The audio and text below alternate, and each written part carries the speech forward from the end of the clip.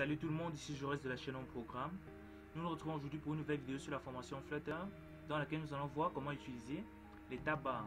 Alors, les tab bars, tout comme les button navigation bar que nous avons eu à voir dans l'épisode précédent, sont aussi des systèmes de navigation, mais situés plutôt en début de page.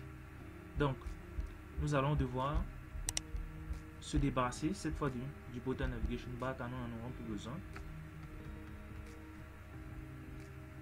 Ensuite, le scaffold va toujours nous servir, mais nous allons d'abord mettre la propriété qui va permettre en fait de contrôler notre tab bar.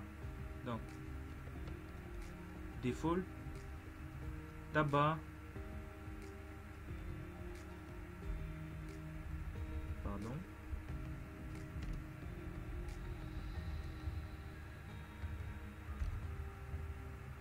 voilà, default tab bar controller. Le default tab bar controller lui prend une taille. Cette taille en fait va représenter le nombre d'éléments qui seront contenus dans le tab bar. Donc nous allons nous limiter à 3 pour l'instant. Et en children, il récupère maintenant le corps de notre tab bar. Donc il récupère le corps de notre tab bar. Donc je recolle mon scaffold à l'intérieur. Voilà. Maintenant, il y a une propriété que nous allons devoir ajouter cette fois-ci, que nous n'avons pas eu à utiliser depuis jusqu'à présent sur une autre app bar, qui est la propriété bottom. Donc, je viens sur bottom et là, j'affecte un tab bar à mon bottom. Maintenant, j'ai ma propriété tab de mon tab bar. Cette propriété-ci récupère en fait une liste de widgets. Donc,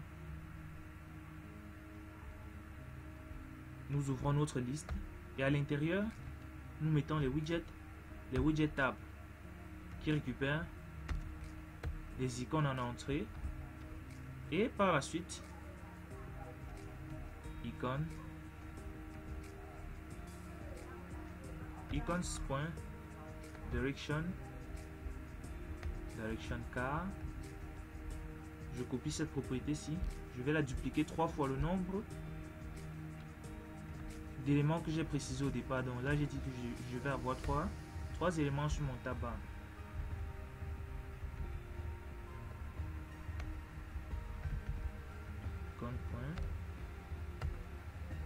Voilà. Donc si je sauvegarde déjà là nous voyons apparaître notre tab bar. Maintenant nous allons lui générer en fait du contenu. Donc pour cela, nous venons dans notre body.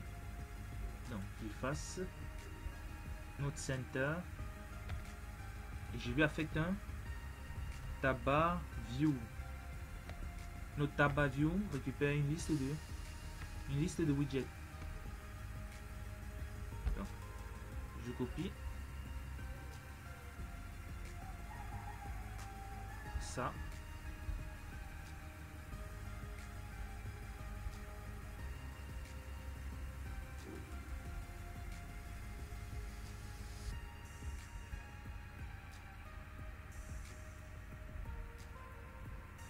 CTRL C et je colle à ce niveau. Donc là j'ai déjà en fait le corps de mon tab bar. Je peux augmenter la taille, size.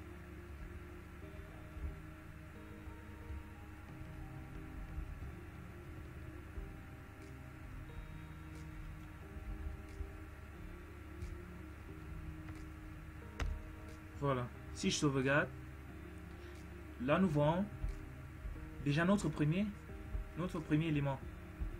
Si je coulisse, le deuxième élément et le troisième élément. Si je m'amuse à faire ceci, CTRL C, CTRL V,